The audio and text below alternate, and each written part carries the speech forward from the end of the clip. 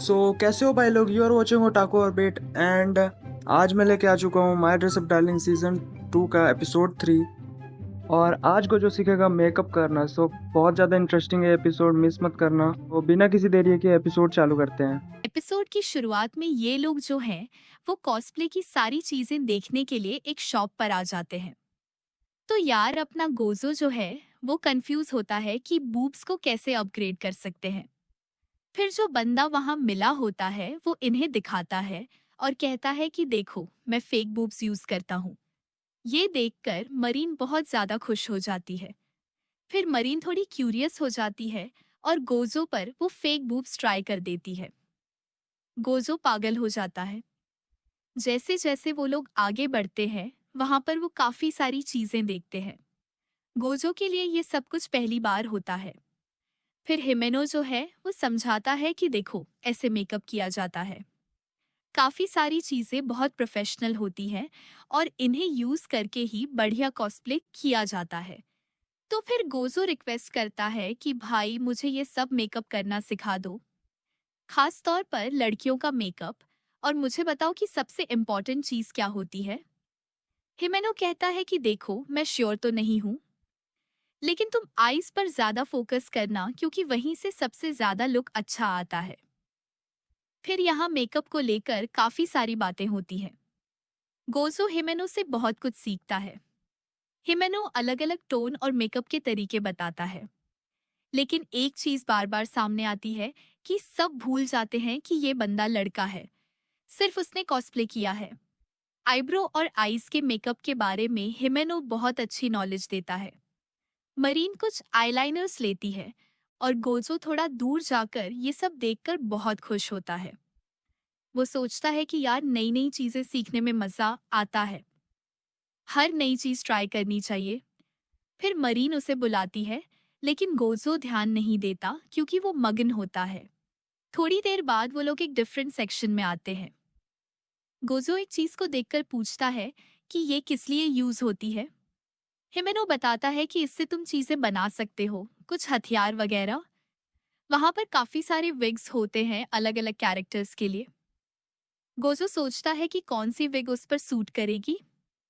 हिमेनो फिर समझाता है कि विग्स एंड एक्सेसरीज से कैरेक्टर और ज्यादा रियल फील होता है।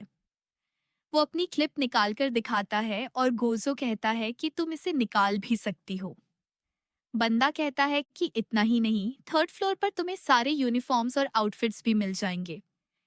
हिमेनो कहता है कि मैं खुद से कुछ डिजाइन नहीं करता, ऐसी शॉप्स हैं तो हमें मेहनत क्यों करनी है। फिर गोजो काफी कुछ सीखता है और नेक्स्ट सीन में ये लोग बाहर आ जाते हैं। ये लोग फोटो खींचते हैं और गोजो को थैंक यू कहते हैं। मरीन और हिमोरिया फेस पर जो एक टेप लगी होती है वो निकलकर टूट जाती है। मरीन शर्माकर गोजो के पास जाती है और कहती है जल्दी ठीक करो। गोजो उसे ठीक करने लगता है।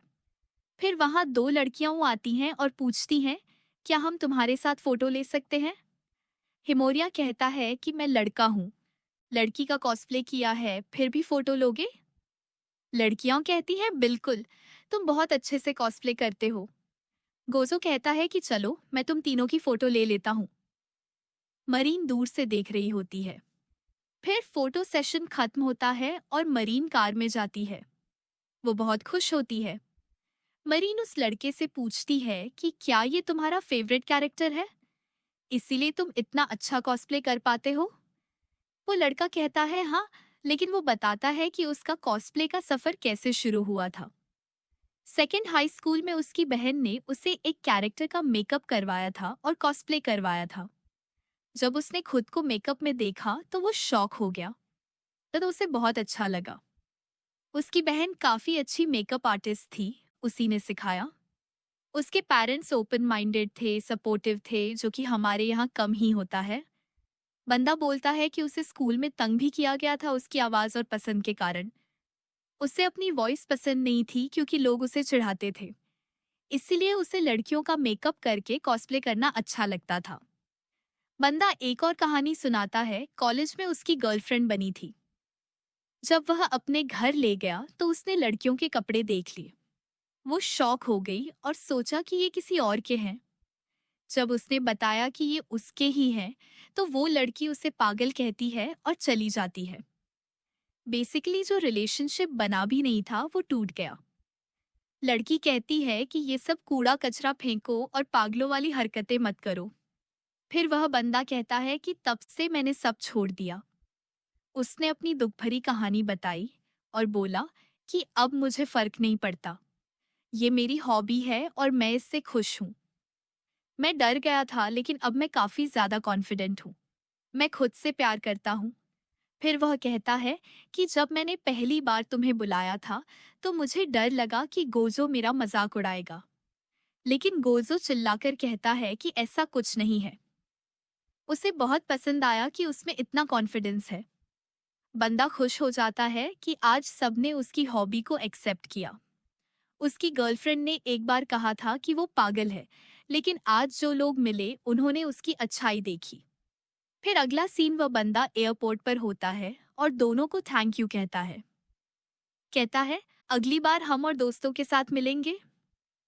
मरीन कहती है कि ये बंदा बहुत हैंडसम था। असल में उसने ही लड़की का कॉस्प्ले किया था। फिर गोजो को दिखाया जाता है जो घर पर खाना बना रहा होता है। ग्रैंडपा को खिलाता है फिर बाहर निकलता है। फोटोग्राफर शूट कर रहा होता है और गोजो सोचता है कि मैं अकेले ही सब कर रहा हूँ। मरीन फोटोशूट करवा रही होती है और एक असिस्टेंट लड़कियां बातें कर रही होती है। वो कहती है कि मरीन को मैगजीन में मॉडल बनना चाहिए, लेकिन उसने मना कर दिया। वो गोजो को उसका बॉयफ्रेंड समझती है और कहती है कि तुम उसे मनाओ।